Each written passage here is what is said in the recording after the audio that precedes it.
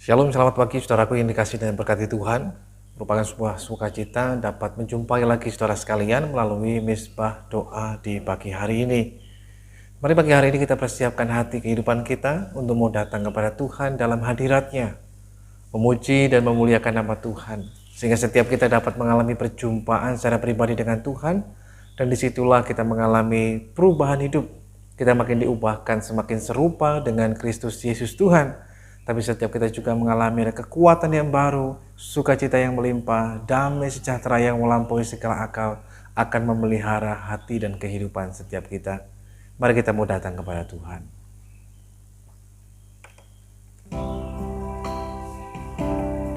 Terima kasih Tuhan Yesus. Terima kasih Bapa Surgawi. Kami bersyukur kepadamu Tuhan, untuk anugerah-Mu Tuhan. Sebab kasih setiamu besar Tuhan. Sebab kasih setiamu besar Tuhan atas kami. Terima kasih Tuhan.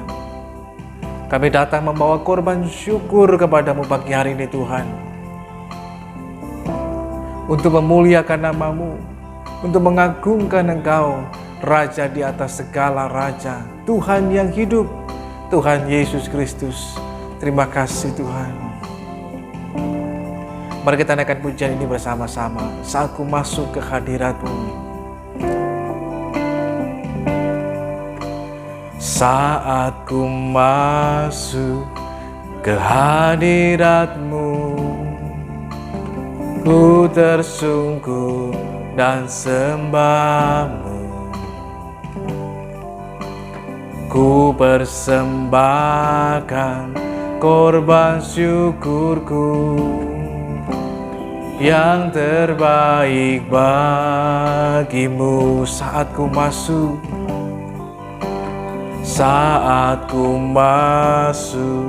ke hadirat-Mu, ku tersungkur dan sembah-Mu. Ku persembahkan korban syukurku yang terbaik bagimu, yang terbaik bagimu. Ku bawa korban syukur ke tempat kudus-Mu Tuhan. Hatiku limpah dengan syukur, sebab Tuhan baik. Oh, sebab Tuhan baik. Mari dengan segenap hati kita katakan, saat ku masuk ke hadirat-Mu Tuhan. Saat ku masuk ke hadirat-Mu, ku tersungkur dan sembah-Mu. Ku persembahkan korban syukurku yang terbaik bagimu. Ku bawa korban syukur ke tempat kudus-Mu Tuhan. Hatiku limpah dengan syukur, sebab Tuhan baik. Selamanya ku bawa korban syukur ke tempat kudus-Mu Tuhan. Hatiku limpah dengan syukur, sebab Tuhan baik. Selamanya ku bawa korban syukur ke tempat kudus-Mu Tuhan.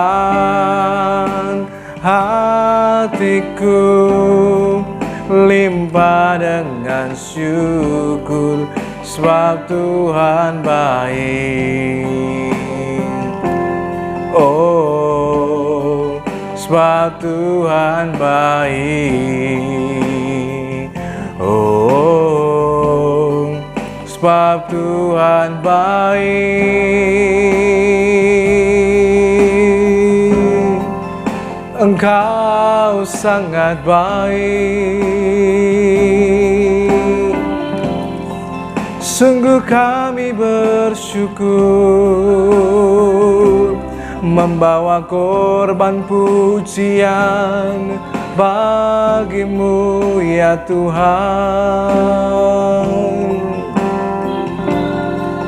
Mari angkat suaramu, agungkan Dia.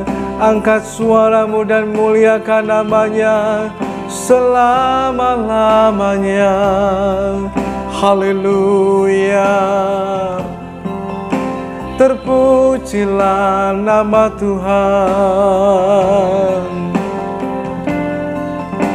Terpujilah namamu ya Tuhan. Engkau sungguh baik, Engkau sangat baik. Haleluya. Kami agungkan Tuhan, kami muliakan namamu Tuhan. Engkau sangat baik Tuhan, Engkau sungguh baik Tuhan. Ku bersyukur,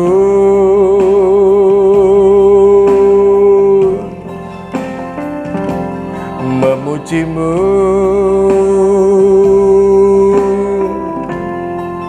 menyembahmu. Ku angkat pujian bagimu.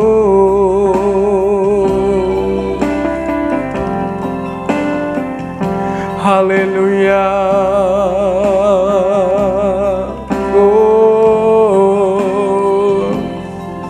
Korapatakan lama-lama ya, nakatakan lama-lama. Sikina rapatakan lama-lama Yesu. Kina patakan lama-lama Yesu.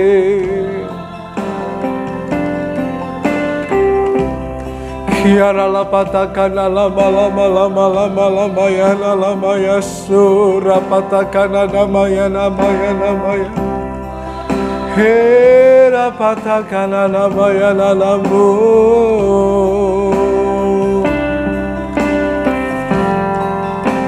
Kiara patakan lama sikinara patakan lama.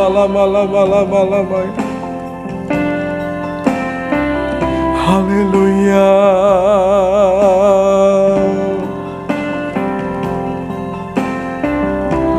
Ku bersyukur,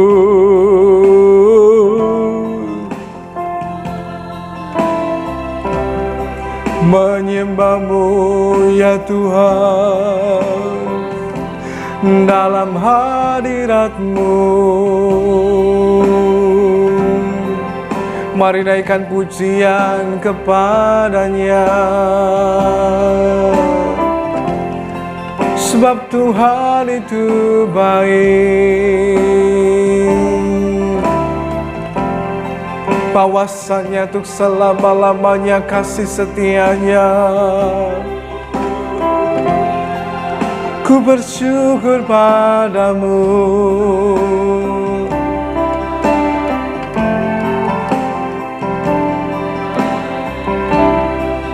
Hanya bagimu Tuhan segala pujian.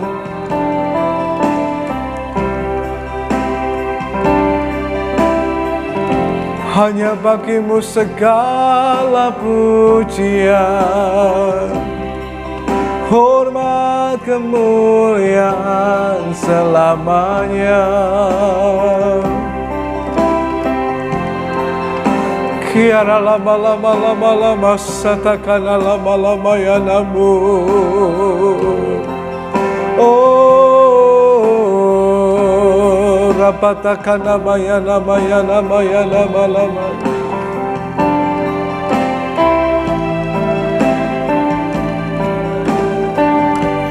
Terima kasih Tuhan,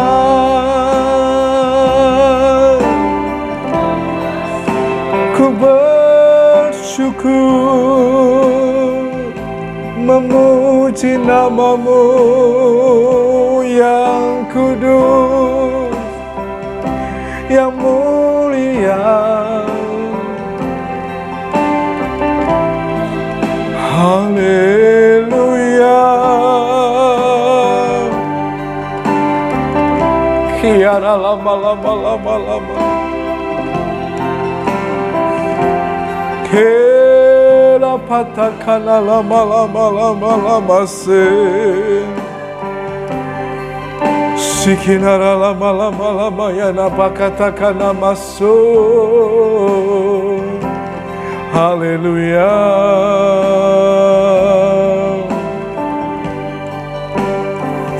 Terima kasih Tuhan.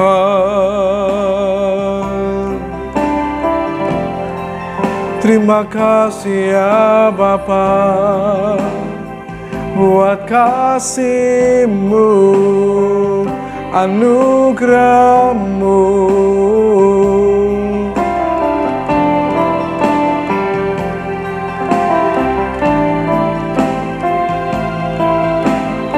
Terima kasih Tuhan, Engkau baik, sangat baik. Kemurahan-Mu lebih dari hidup. Ku bersyukur buat kebaikan-Mu. Haleluya.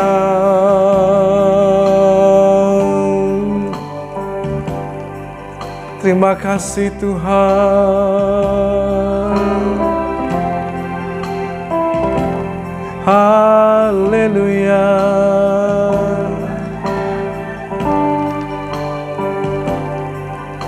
Yesus, Engkau baik, sungguh baik, sangat baik. Yesus, Engkau baik, sungguh baik, sangat baik. Kasih-Mu tak berkesudahan. Amin Tuhan. Kasih-Mu kekal selamanya. Aku telah mengenal kasih karunia-Mu. Aku telah mengenal kasih setia-Mu. Kau kaya, rela jadi miskin, supaya aku jadi kaya. Hosana, Hosana, Hosana bagi Yesus Allahku. Hosana, Hosana bagi Yesus Tuhanku. Sekali lagi katakan, Yesus Engkau baik. Yesus Engkau baik, sungguh baik, sangat baik. Yesus Engkau baik, sungguh baik, sangat baik. Kasih-Mu tak berkesudahan. Kasih-Mu kekal selamanya. Aku telah mengenal kasih karunia-Mu. Aku telah mengenal kasih setia-Mu. Kau kaya, rela jadi miskin supaya aku jadi kaya. Hosana, Hosana, Hosana bagi Yesus salahku. Hosana, Hosana bagi Yesus Tuhanku. Hosana, Hosana, Hosana bagi Yesus salahku. Hosana, Hosana bagi Yesus Tuhanku. Hosana, Hosana, Hosana bagi Yesus Allahku. Hosana, Hosana, Hosana bagi Yesus Tuhanku. Bagi Yesus, bagi Yesus Tuhanku. Bagi Yesus, bagi Yesus Tuhanku.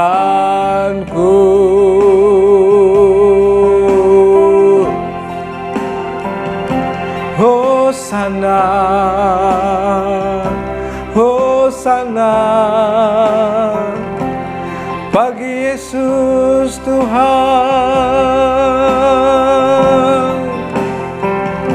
Sebab Engkau sangat baik Tuhan, Engkau sungguh baik, Engkau teramat baik. Kasih setiamu, kasih karuniamu ya Tuhan,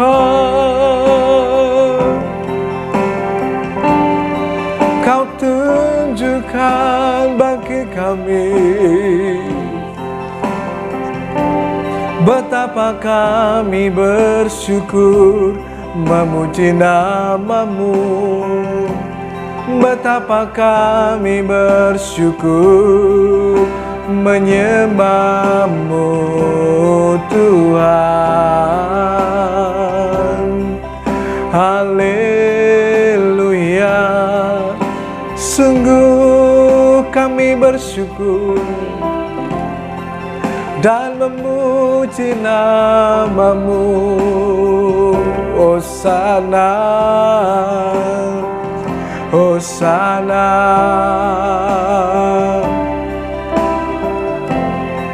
kiara lama lama lama lama se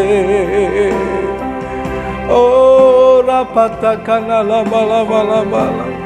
Hosana,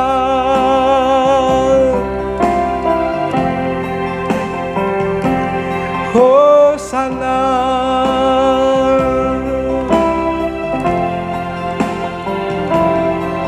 sungguh kami bersyukur.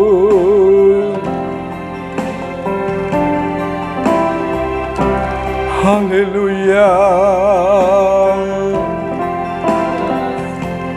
ko rapatakan lama lama lama lama.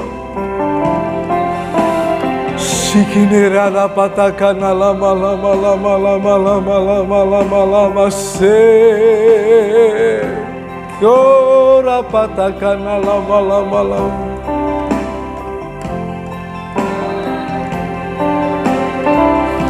Kiara lama lama lama lama ya lama so. Sekinara lama lama lama lama lama lama sekitakara lama lama. Haleluya.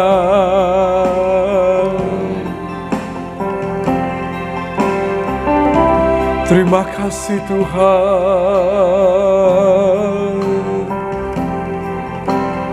Haleluya.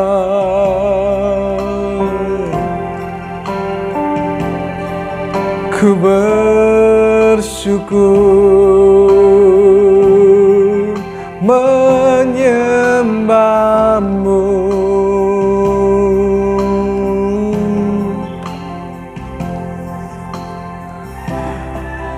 Haleluya. Haleluya. Saudaraku yang dikasihi dan diberkati Tuhan, pagi hari ini kita akan kembali membaca pembacaan kita, 2 ayat dalam Amsal pasalnya yang ke-11, ayatnya yang ke-16, dan ayat yang ke-17. Kitab Amsal pasalnya yang ke-11, ayatnya yang ke-16 dan ayat yang ke-17. Firman Tuhan berkata demikian, perempuan yang baik hati beroleh hormat, sedangkan seorang penindas beroleh kekayaan. Orang yang murah hati berbuat baik kepada diri sendiri, tetapi orang yang kejam menyiksa badannya sendiri. Melalui kebenaran firman Tuhan ini, saya membaginya dalam 3 bagian. Bagian yang pertama, betapa pentingnya kita punya tujuan hidup yang mulia, yang benar. Kemudian yang kedua, berbicara tentang bagaimana cara kita untuk mencapai tujuan tersebut. Dan yang ketiga, berbicara tentang dampak atau akibat yang kita hasilkan dari apa yang kita kerjakan. Nah, oleh karena itu saudaraku yang dikasihi Tuhan, maka pada bagian yang pertama ketika kita berbicara tentang Amsal pasal 11 ayat yang ke-16 dan 17 ini, maka bagian yang pertama, betapa pentingnya dalam kehidupan saudara dan saya ini punya yang namanya tujuan hidup yang benar dan berkenan di hadapan Tuhan. Semua orang kalau ditanya pasti punya tujuan dalam hidupnya.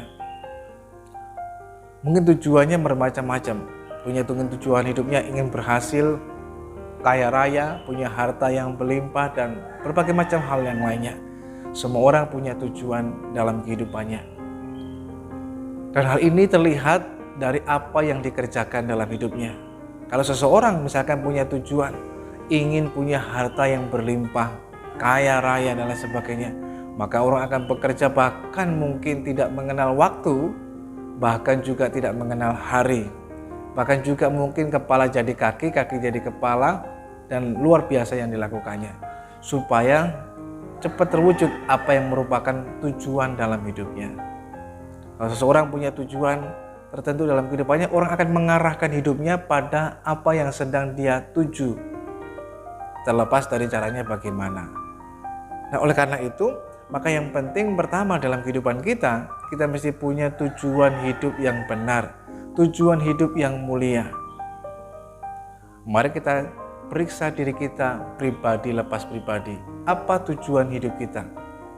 Apa tujuan pada saat kita membangun usaha atau pekerjaan? Apa tujuan kehidupan kita pada saat kita membangun pernikahan? Apa tujuan hidup kita pada saat kita membangun pelayanan dan berbagai macam hal yang lainnya? Kalau tujuannya hanya sekedar untuk diri kita sendiri, maka kita sedang melakukan sesuatu hal dengan tujuan yang keliru ataupun salah. Sekali lagi, kalau tujuannya hanya untuk sekedar memuaskan keinginan diri sendiri atau untuk kemuliaan diri sendiri, maka itu merupakan sebuah tujuan hidup yang keliru. Banyak orang mengejar sesuatu hal, mungkin mengejar dengan ingin memiliki jabatan, ingin memiliki kekayaan yang banyak, berhasil, dan kemudian mungkin memiliki titel yang juga begitu banyak.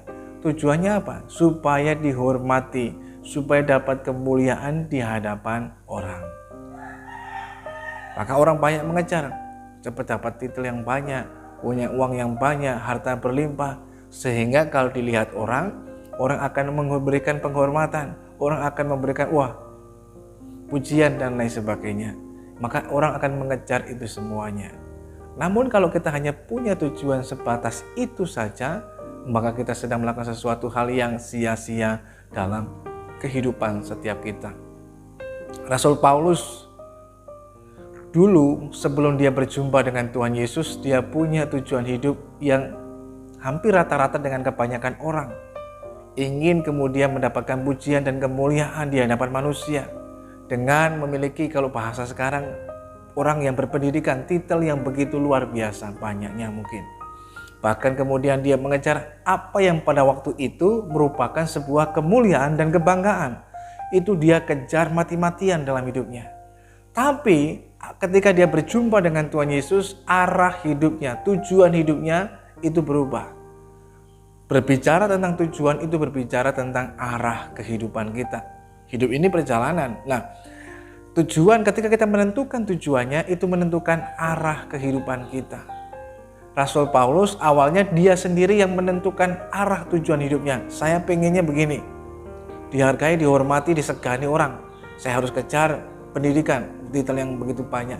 Semua hal yang merupakan kebanggaan dan kemuliaan dunia pada waktu itu, semua dikejarnya. Karena itu arah hidupnya, maka semua ditujukan ke sana.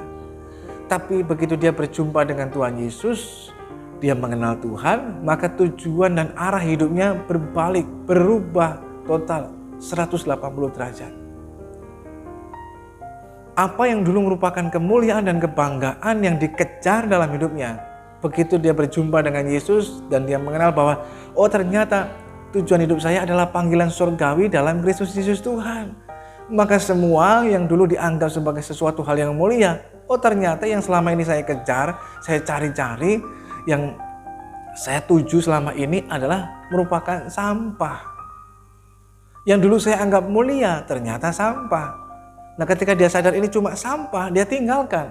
Dia menuju kepada sesuatu yang betul-betul mulia, sungguh-sungguh mulia, yaitu panggilan surgawi dalam Kristus Yesus. Dan inilah yang harus terjadi dalam kehidupan Anda dan saya.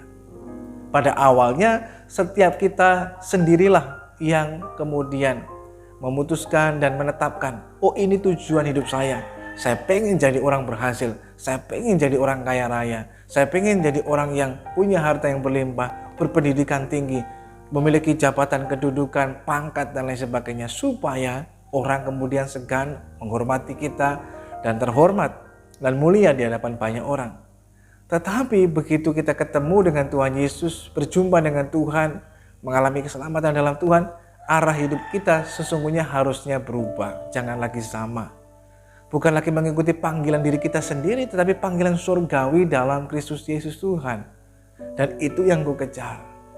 Tinggalkan semuanya dan kita mengarahkan diri kita dan berlari ke sana. Kalau dulu kita berlari dan mengejar mati-matian, dapat titel, dapat status sosial, kedudukan, jabatan, kekayaan, kita kejar mati-matian. Nah sekarang kita berhenti lakukan itu dan kemudian kita mengarahkan diri kita pada tujuan yang baru, yaitu panggilan surgawi dalam Kristus Yesus Tuhan. Nah ini yang paling penting. Apa yang kita kejar sekarang ini? Kemuliaan surgawi atau kemuliaan duniawi? Tinggal mana yang kita pilih. Anda bisa tulis di live chat pilihan saudara. Kemuliaan duniawi atau kemuliaan surgawi? Mana yang kita cari? Jangan sampai kita hanya berlelah-lelah mencari kemuliaan duniawi yang ternyata sia-sia. Bahkan Paulus mengatakan itu hanya sampah. Sudah bisa bayangkan setelah kita kejar betul-betul luar biasa, begitu dapat, cuma sampah. Sia-sia, lelah. Banyak waktu yang terbuang, percuma. Saya membaca sebuah artikel yang menarik. Satu kali ada seorang pria yang ketika melintas, kemudian dia melihat ada sesuatu yang terjatuh dan kemudian di pinggir jalan, dan setelah terjatuh di dalam bungkusan plastik itu, kebetulan plastiknya warnanya begitu jernih, jadi isi di dalam plastik itu terlihat. Sepintas dia melihat itu seperti sebungkus uang dalam plastik. Jadi ada orang kemudian melintas naik motor di depannya, dia di belakangnya, kemudian bungkusannya terjatuh. Dan ketika terjatuh di pinggir jalan kemudian jatuh lagi ke bawah, terus turun ke bawah, ternyata dilihat sepintas terlihat seperti sebungkusan uang, maka orang itu berhenti dan mengejarnya. Waduh, uang yang begitu banyak. Orang itu sudah membiarkan bungkusannya terjatuh, padahal itu satu plastik besar berisi penuh dengan uang. Dia berpikir bahwa itu terlihat seperti uang yang begitu banyak. Maka orang tersebut berlari, turun dari motornya dan segera berlari, kemudian mengejar, terus sudah mengejar. Akhirnya setelah pengejaran yang cukup lumayan melelahkan, lewat jurang yang terjal, dia turun ke bawah.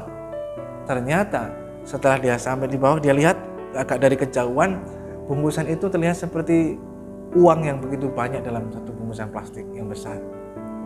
Begitu dia dekati, dia hatinya semakin senang, semakin bersuka cita. Tetapi begitu dia pegang, dia buka plastiknya, dia lihat, aduh, ternyata hanya uang mainan. Maka dia kesal, dia kecewa, dia menyesal. Sudah jauh-jauh dari atas sana saya turun ke jurang sini, ke bawah, dengan berbagai macam rintangan yang ada. Bahkan sedikit lagi habis ini saya mau naik lagi ke atas. Yang saya kira uang, betulan ternyata hanya uang mainan. Nah, dalam kehidupan kita jangan sampai kita menjadi orang yang menyesal. Tujuan kita mesti benar. Bukan kemuliaan duniawi, tapi kemuliaan surgawi yang mesti kita kejar dalam kehidupan kita. Kalau saat ini mungkin kita punya tujuan hidup, pengen kaya raya, harta yang berlimpah, jabatan kedudukan yang tinggi, ataupun status sosial kita, bahkan mungkin juga titel dalam kehidupan kita. Yuk mari kita perbaiki kembali tujuan dalam hidup kita. Terutama ketika kita sudah berjumpa dengan Yesus, menerima Dia sebagai Tuhan dan Juru Selamat, sehingga bukan lagi tujuan hidup kita yang menetapkan hal itu, tetapi Tuhanlah yang memberikan tujuan hidup itu bagi kita. Sehingga di dalam Tuhanlah kita mengerti tujuan hidup kita untuk apa. Itu bagian yang pertama. Yuk kita melihat lagi bagian yang kedua. Nah, saudaraku yang dikasihi Tuhan, bagian yang kedua saya katakan dari awal, selain berbicara tentang tujuan hidup yang benar dan berkenan, yaitu kemuliaan surgawi bukan kemuliaan duniawi, maka yang kedua, setelah menetapkan tujuan, cara kita untuk menempuh dan mencapai tujuan itu pun juga mesti benar dan berkenan kepada Tuhan. Firman Tuhan memberitahukan kepada kita, perempuan yang baik beroleh hormat, sedangkan seorang penindas beroleh kekayaan. Orang yang murah hati berbuat baik pada diri sendiri, tetapi orang yang kejam menyiksa badannya sendiri. Atau dalam terjemah lain juga dikatakan, orang yang bengis, orang yang kejam menyiksa jiwanya sendiri. Saudara yang dikasihi Tuhan, kalau kita mengejar panggilan surgawi, kita nggak akan pernah stres dan tertekan. Kalau kita mengejar panggilan hidup kita sendiri, tujuan hidup yang kita tetapkan, kita bisa menjadi orang yang stres. Karena kita mengejar, ingin cepat kaya raya, dapat kekayaan yang banyak, kedudukan yang tinggi, maka kita mengejarnya dengan cara mati-matian. Bahkan itu semuanya menyiksa jiwa kita. Apa yang ada pada jiwa kita? Ada pikiran, ada perasaan, tetapi juga ada kehendak dalam diri kita. Pikiran kita menjadi tertekan. Karena dalam benak pikiran kita cuma inginnya cepat dapat tujuan kita, memperoleh tujuan kita. Punya kedudukan, titel yang tinggi, kemudian punya kekayaan yang banyak dan lain sebagainya. Itu yang ada di benak pikiran kita. Maka itu mempengaruhi pada perasaan kita. Dan kemudian itu mempengaruhi pada kehendak kita. Sehingga kehendak kita ya bisa saja kemudian dengan menghalalkan segala macam cara. Sehingga kita terus mengejarnya tanpa kenal waktu. Sehingga ada orang yang mengatakan bahwa kita menghabiskan masa muda kita untuk mencari kekayaan. Tetapi pada masa tua kita menghabiskan kekayaan yang kita kumpulkan pada waktu masa muda kita untuk membayar atau obat-obatan bagi kesehatan kita. Karena ketika kita banyak menghabiskan waktu kita pada masa muda kita untuk kita mengejar kekayaan dan lain sebagainya, akhirnya pada masa apapun kekayaan itu tidak banyak gunanya. Nah, saudaraku yang dikasihi dan diberkati Tuhan, oleh karena itu kita mesti memperhatikan tentang caranya. Sehingga karena orang terkadang mengejar kekayaan membuatnya lupa untuk bermurah hati. Kalau orang murah hati itu punya kelegaan. Dia tidak terikat dengan uang. Dia tidak terikat dengan harta dunia ini. Tetapi dia terikat kepada Tuhan Sang Pemberi berkat. Kalau kita terikat, kita nggak bisa murah hati. Kita akan jadi orang yang kikir, orang yang pelit, orang yang tamak, serakah, bahkan rakus. Kalau kita mengejar kekayaan, sehingga jiwa kita ini menjadi tertekan dan lain sebagainya. Nah, oleh karena itu cara kita mesti benar. Bahkan pada saat kita memperoleh berkat, kekayaan, keuangan dan lain sebagainya, di dalamnya lah ada benih yang harus kita taburkan di dalamnya. Saudara bisa bayangkan kalau saya sebagai seorang petani, saya menanam padi, kemudian semua hasil panennya saya makan. Tidak ada yang disisihkan untuk dijadikan benih untuk menanam untuk musim berikutnya. Apa yang terjadi? Pada musim berikutnya ketika makanan atau beras yang saya sudah dapatkan itu kemudian habis, berikutnya saya tinggal gigit jari, nggak ada hasil apa-apa karena nggak menanam lagi, nggak menabur lagi. Tapi kalau orang yang bijak, setelah dia memanen hasilnya, padinya tidak semuanya akan dia konsumsi. Dia akan sisihkan sebagian lagi untuk ditaburkan pada musim panen, musim tanam berikutnya. Sehingga apa? Sehingga kelangsungan itu akan terus terjadi. Nah, sama halnya dengan kehidupan kita. Saat Tuhan memberkati kita, dalam berkat yang diberikan ada benih yang harus kita tabur di dalamnya. Ada roti yang dia berikan untuk kita makan, tetapi juga ada benih yang harus kita taburkan yang dia berikan kepada setiap kita. Nah, oleh karena itu juga sama dengan kehidupan kita. Kalau seseorang hanya mengejar kemuliaan duniawi, dia tidak akan melakukan hal ini. Dia tidak akan mau bermurah hati kepada orang lain. Tapi justru dia akan menjadi orang yang kikir, yang pelit.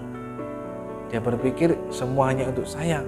Dia takut nanti ada kekhawatiran-kekhawatiran dalam hidup. Makanya menyiksa jiwanya, pikirannya.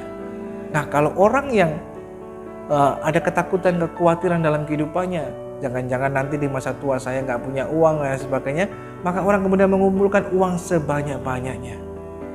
Sehingga tidak ada waktu dan kesempatan untuk mau bermurah hati. Karena dia pikir kalau saya beri kepada orang lain, wah nanti saya bisa kurang. Memang kalau ikut hitung-hitungan dunia, kalau dikurangi itu pasti akan berkurang. Kalau kita memberi berbagi, bisa saja itu akan berkurang. Tetapi firman Tuhan mengatakan kepada kita, ada orang yang menabur begitu banyak, tapi nggak pernah berkekurangan. Ada orang yang menghemat luar biasa, tapi selalu berkekurangan. Ini sebuah gambaran yang jelas. Orang yang bermurah hati nggak pernah berkekurangan, selalu merasa cukup. Sehingga dalam hatinya ada rasa cukup, rasa syukur, rasa sukacita. Karena dia mengatakan, Pak cukup, anugerahmu cukup Tuhan. Tuhan selalu memelihara kehidupan kita. Tapi bagi orang yang berhemat luar biasa, dia khawatir sehingga terjadi kekurangan. Kurang terus, nggak pernah bisa mengucap syukur, nggak pernah bisa merasa cukup, nggak pernah bisa merasa aman dan tenang dalam hidupnya. Jiwanya tertekan, bisa memicu sakit penyakit ataupun hal yang lainnya, sesuatu yang sebenarnya nggak perlu terjadi dalam hidup setiap kita. Nah, oleh karena itu, cara kita harus benar lebih dulu. Sehingga cara kita memperolehnya dengan cara yang benar dan berkenan kepada Tuhan. Akan bermurah hati di dalamnya. Bermurah hati bukan berarti menjadi orang yang murahan. Artinya obral murah begitu, bukan. Murah hati artinya kita mau berbagi. Kita punya DNA dari Bapa Surgawi kita. Kita sebagai anak-anaknya, Bapa Surgawi kita murah hati. Kita anaknya pun harus juga bermurah hati. Kalau Bapak kita surgawi bermurah hati, anaknya pelit, berarti ada yang salah. Ada something wrong di dalamnya. Tapi kalau dia Bapak surgawi kita murah hati, kita anaknya pun harus juga mau bermurah hati. Dan inilah yang penting, sehingga mendatangkan kemuliaan yang luar biasa. Kemuliaan surgawi dalam Tuhan. Firman Tuhan mengatakan perempuan yang baik hati beroleh hormat. Kata hormat di sini dalam bahasa Ibrani yang dipakai kabot, artinya berbobot, memiliki bobot yang luar biasa. Hal yang sama juga dikatakan ketika firman Tuhan membicarakan tentang Yabes. Yabes lebih dimuliakan, Yabes lebih berbobot dibandingkan saudara-saudaranya. Bukan berarti saudara-saudaranya orang-orang miskin, tidak, tapi maksudnya orang-orang Yabes lebih berbobot, terutama di hadapan Tuhan. Mengapa demikian? Karena semua yang dicapai, yang didapatkannya bukan hanya untuk memuaskan keinginannya sendiri, tetapi semuanya juga untuk menjadi berkat buat banyak orang. Sehingga disitulah kita mendapatkan kehormatan dan kemuliaan daripada Tuhan. Dan inilah hal yang luar biasa. Ingat bagaimana dengan Salomo ketika dia berjumpa dengan Tuhan dalam mimpinya pada waktu pertama kali dia jadi raja. Tuhan tanya kepada dia, apa yang kamu minta? Nyawa musuhmu? Kekuasaan yang besar? Dan lain sebagainya, kemuliaan duniawi? Salomo berkata, enggak Tuhan. Kasih saya hikmat daripada Tuhan supaya dapat memimpin bangsa yang besar. Seseorang yang memiliki kebesaran hati ingin melihat bagaimana bangsa yang besar ini terpelihara dengan baik. Tuhan memberikan bukan hanya hikmat, tapi juga dengan kekayaan dan kemuliaan. Dan apa yang terjadi? Salomo menjadi orang yang dimuliakan. Dia berbobot menjadi sesuatu yang berbeda. Nah, dalam hidup kita juga sama, cara kita mesti benar. Nah, kemudian kita akan masuk lagi pada bagian yang ketiga. Bagian pertama berbicara tentang tujuan-tujuan kita mesti benar. Kemuliaan surgawi bukan kemuliaan duniawi. Yang kedua, harus dengan cara yang benar dan berkenan kepada Tuhan, bukan dengan menghalalkan segala macam cara, bukan dengan cara kita sendiri. Tapi yang ketiga, dampaknya. Tujuan, cara itu akan mempengaruhi dampak yang akan dihasilkan. Kalau tujuanmu salah, caramu salah, maka dampak dan yang akan dihasilkan pun akan jauh berbeda. Dampaknya akan menjadi seperti apa? Memang mungkin dia dapat kekayaan, tetapi sayangnya kemudian hal itu hanya akan menyiksa dirinya. Buat apa kita kaya raya, tetapi jiwa kita tertekan, tetapi jiwa kita tertindas. Pikiran, perasaan kita nggak tenang, nggak aman, nggak nyaman. Percuma. Buat apa kita bisa membeli tempat tidur yang mewah, yang mahal, yang paling nyaman mungkin sedunia, tapi kita nggak bisa tidur karena pikiran kita tertekan dan lain sebagainya, menyiksa jiwa kita. Nggak ada gunanya. Buat apa kita punya segala sesuatunya, bisa membeli semua makanan yang paling enak, paling mahal di dunia ini, tapi kita nggak bisa menikmatinya. Percuma, sia-sia. Sebab itu saudara dikasih Tuhan, semua itu membawa dampak buat kepada diri kita sendiri. Semua akan kembali dan berbalik kepada diri kita. Firman Tuhan mengatakan bahwa orang yang murah hati itu berbuat baik pada dirinya sendiri. Sedangkan seorang yang menindas, yang kejam, itu sebenarnya sedang menyiksa dirinya sendiri. Sudah bayangkan kalau seseorang berambisi, ingin kaya raya, punya jabatan dan kedudukan, apa yang terjadi? Dia sedang menyiksa dirinya sendiri dengan apa yang diinginkannya. Sehingga pikirannya terkuras habis memikirkan, wah, supaya tujuannya cepat-cepat tercapai. Tetapi semuanya itu hanya sedang membuat kita kemudian menyiksa diri kita sendiri. Tuhan tidak berkenan akan hal ini. Tapi itu yang seringkali terjadi dengan kita. Karena kita fokusnya ingin hal itu, maka akibatnya berakibat yang fatal, yang kurang baik buat setiap kita. Dapat mendatangkan kesusahan yang gak perlu. Kita inginnya seperti orang lain. Oh, orang lain punya mobil, kita inginnya punya mobil. Oh, mobilnya baru, saya mau lebih baru lagi. Saya inginnya tipenya lebih di atas dari tetangga dan lain sebagainya. Anda bisa bayangkan kalau kita dipenuhi dengan iri hati, pengen lebih dari orang lain, cari kemuliaan yang lebih besar lagi di dunia ini, maka itu hanya menyiksa diri. Pikiran kita nggak tenang. Lihat teman kita, lihat tetangga kita punya sesuatu yang baru, aduh pikiran kita gelisah, hati, perasaan kita jadi gelisah. Itu nyiksa diri sendiri, nggak pernah tenang hidupnya. Lihat orang lain berhasil sedikit, aduh kita yang pusing. Nah, itu nggak dikehendaki Tuhan. hanya menyiksa diri. Itu akibat bila kita punya tujuan hidup yang keliru, cara hidup yang keliru, maka hanya akan mendatangkan kesusahan bagi diri kita sendiri, terutama menyiksa jiwa kita sendiri. Nah, Tuhan tidak menghendaki hal ini terjadi atas kehidupan setiap kita. Tuhan memberikan damai, bukan kemudian Tuhan memberikan kekhawatiran dan ketakutan dalam diri kita, tapi rasa aman, tenang itu yang Tuhan beri. Namun kalau kita mengejar tujuan yang keliru, maka kita akan mengalami, kita sedang menyiksa diri kita sendiri. Tapi bagi orang-orang yang punya tujuan hidup yang benar, kemuliaan surgawi, dan kemudian dengan cara yang benar dan berkenan kepada Tuhan, apa yang terjadi? Maka firman Tuhan mengatakan dia beroleh kehormatan di hadapan Tuhan, tapi juga di hadapan manusia. Kalau kita mengejar kemuliaan surgawi di hadapan Tuhan, itu berkenan. Bahkan Tuhan mengatakan bisa memberikan mahkota bagi kita, mahkota kebenaran, kemuliaan, dan lain sebagainya. Tuhan berikan kepada kita ada sesuatu dipandang berbobot di hadapan Tuhan. Sekalipun mungkin kita secara manusia orang yang nggak punya, miskin, ataupun orang yang sederhana, tapi di mata Tuhan kita berbobot, bernilai, dan mulia. Dibandingkan mungkin di mata dunia kita bernilai, mulia, berbobot, tapi di hadapan Tuhan kita nol, nggak ada nilainya sama sekali. Kalau ditimbang itu lebih ringan daripada mungkin kapas.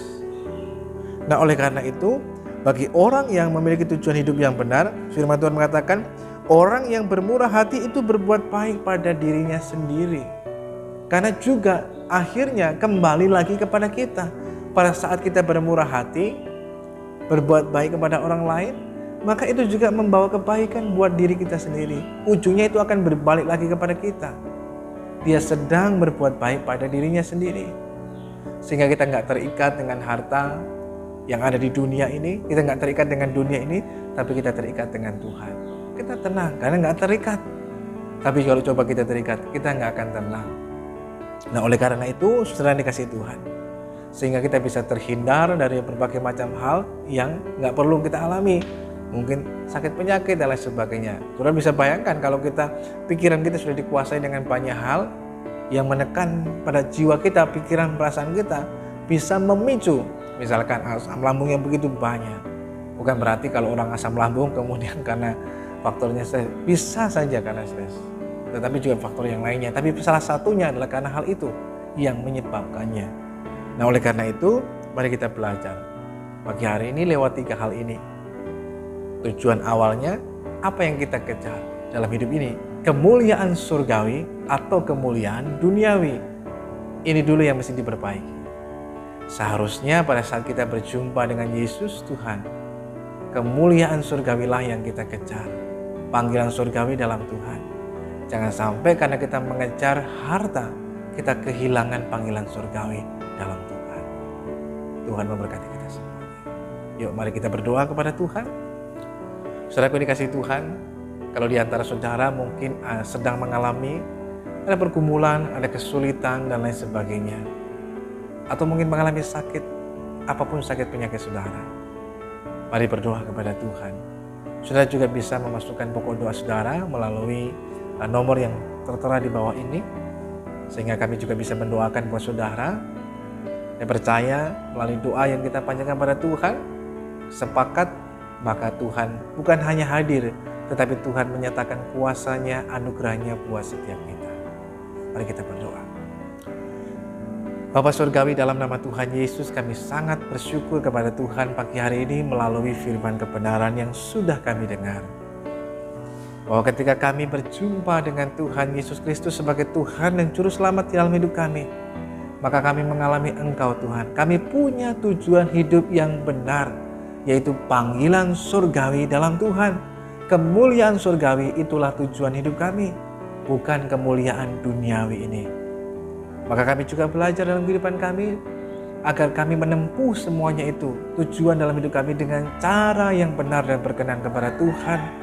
Sehingga itu tidak kemudian menyiksa pada jiwa kami, tetapi dapat membuat jiwa kami tidak tertekan, tapi menjadi tenang.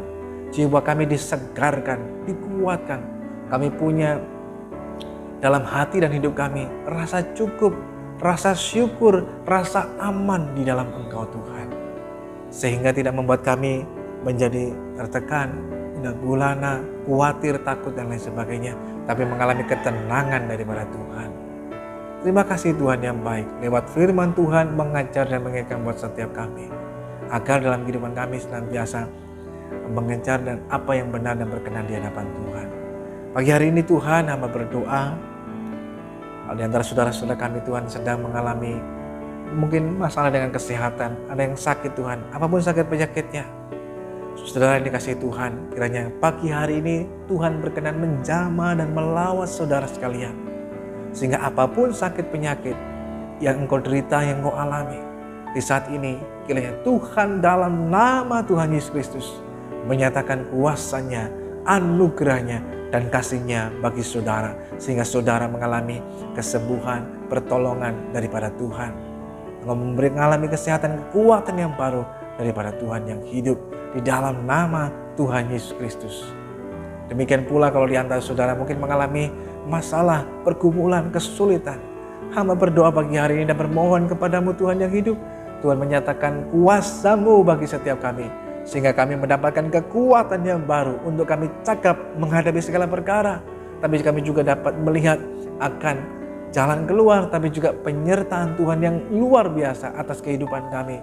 Sehingga kami dapat melewati setiap pergumulan, kesulitan yang kami hadapi. Dan makin memurnikan kami, makin menguatkan kami, makin mendewasakan kami. Membuat kami semakin berkenan kepada Tuhan yang hidup. Terima kasih Tuhan yang baik. Hamba berdoa pagi hari ini juga buat setiap kami yang mengikuti doa pagi ini. Biar berkat anugerah Tuhan mengalir atas saudara sekalian. Berkat yang daripada Bapa Surgawi dalam kesehatanmu, keluargamu, usaha pekerjaanmu, pendidikanmu dan lain sebagainya. Berkat Tuhan mengalir atas kehidupan saudara. Terima kasih Tuhan yang baik. Sebentar kami akan kembali melanjutkan aktivitas kehidupan kami di sepanjang hari ini. Tuhan kiranya berkenan tetap menyertai, memberkati kehidupan setiap kami. Sehingga hidup kami menjadi berkat buat banyak orang dan mempermuliakan nama Tuhan yang hidup. Terima kasih Tuhan yang baik. Saudara yang dikasihi Tuhan, mari arahkan hidupmu pada Tuhan dan terimalah berkat Tuhan. Biar kiranya pagi hari ini turunlah atas saudara sekalian berkat damai sejahtera dari Allah Bapa, kasih karunia dari Kristus Yesus Tuhan, persekutuan, pertolongan Roh Kudus akan terus menolong, menyertai dan memberkati kita semuanya. Tuhan memberkati engkau dan melindungi engkau. Tuhan menyinari engkau dengan wajah-Nya dan memberikan engkau kasih karunia. Tuhan menghadapkan wajah-Nya kepadamu dan memberikan engkau damai sejahtera. Terimalah berkat Tuhan hanya dalam nama Tuhan Yesus Kristus, Juru Selamat kita yang hidup. Haleluya. Amin. Selamat pagi, selamat beraktivitas, dan tetap semangat. Tuhan Yesus mengasihi saudara sekalian.